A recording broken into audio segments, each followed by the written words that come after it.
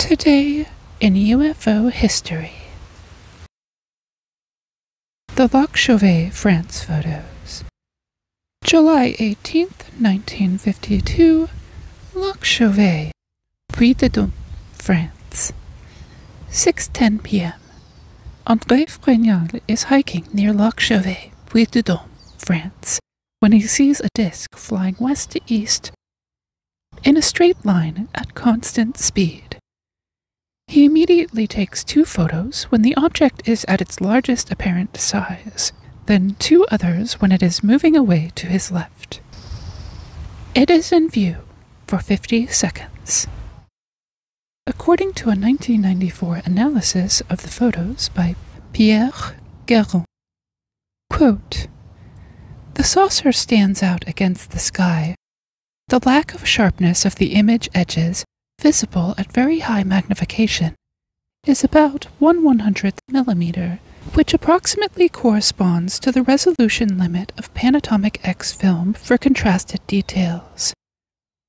The focus on the object was thus perfect, and as the contours of the clouds visible at the bottom of shot 3 are also very sharp, we can deduce that the camera was focused on infinity. An independent test confirms this fact. On photograph 4, details of the tree branch, which directs towards the UFO, are a little less sharp than for the UFO, and the grass of the foreground little hillock is smoothed by an evident defocus. We can trust the photographer when he declares that the diaphragm he used was 1 to 5.6 because, for a focal distance as small as 45 millimeters, all the details of the landscape would have been equally sharp if the diaphragm opening had been smaller. This fact allows us to estimate, by a simple computation of the depth of focus, the minimum distance to the object, under which a slight alteration of the sharpness of its contour will be visible. We find this distance to be about 60 meters. Since the object subtends an angle on the sky of about 1 degree on average, in the case of a hung model, this implies a disk at least 1 meter in diameter, hanging at the end of an invisible wire from a crane, out of the field of view, at least 50 meters high. I will let the reader judge this possibility.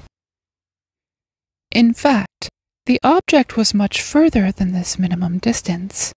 Its contrast with respect to the sky on the copy of the original negative film is qualitatively less on image 4 than on image 2, these images being equally exposed to the sky. This suggests that a light atmospheric mist or fog was present. However, the weather was dry and nice, and for such a mist to be noticeable, the distance should have been at least about 1 kilometer rather than 100 meters. Another argument in favor of a large distance to the object is that the witness viewed it with binoculars, which he did not have to focus nearer than infinity to see the UFO distinctly." Unquote.